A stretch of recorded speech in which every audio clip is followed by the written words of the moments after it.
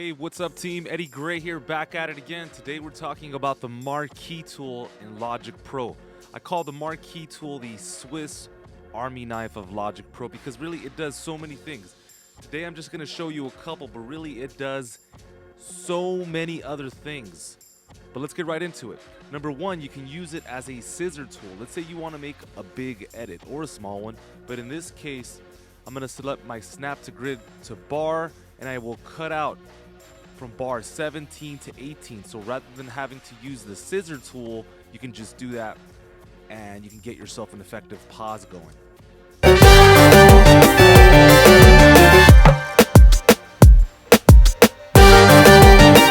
So that is pretty sweet right there. Number two, you can copy and repeat without cutting. Let's say at the very beginning, you wanted to, for whatever reason, create some kind of stutter effect. So then now, let's see, right here when the song starts, you can select, let's just go with one track this time. So we'll do the Latin kit, okay? And rather than selecting the whole bar, this time I'll go to beat, and you can see when I zoom in that I'm just going to be repeating that same pattern over and over. Same goes here, right? If you want to repeat a pattern, you're repeating the selection. Now, bear in mind, in the background, if your drag mode is set to overlap, the behavior may be a little bit different. So by default, you should have your drag mode on no overlap.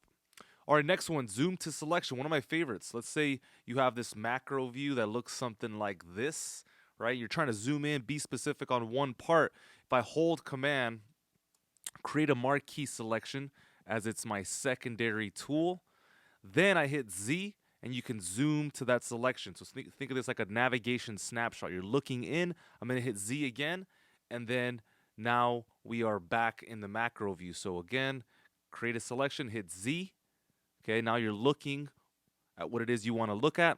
You can click the background of the workspace, hit Z again, and then you're right back where you started. All right, next one, play from position and play selection only. So let's say you want to play from bar 21. If I hold command and I create a marquee selection, you can see that there's a singular line right here, and I hit play, it's going to play from this selection right now. Let's say I wanted to start at bar 22. Here we go.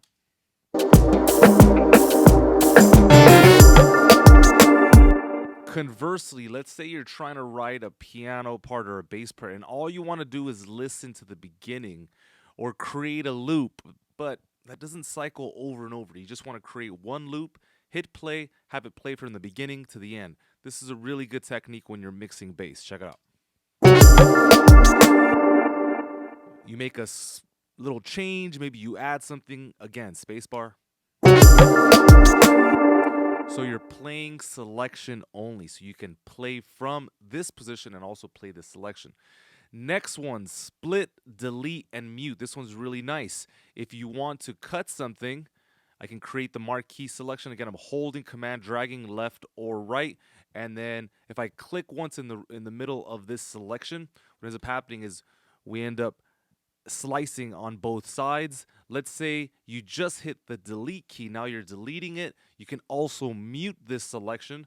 Let me make a smaller selection. Let's say this was a snare. You wanted to mute it, Control M, and boom, now you have just muted that in a very easy way. So that's split, delete, and mute.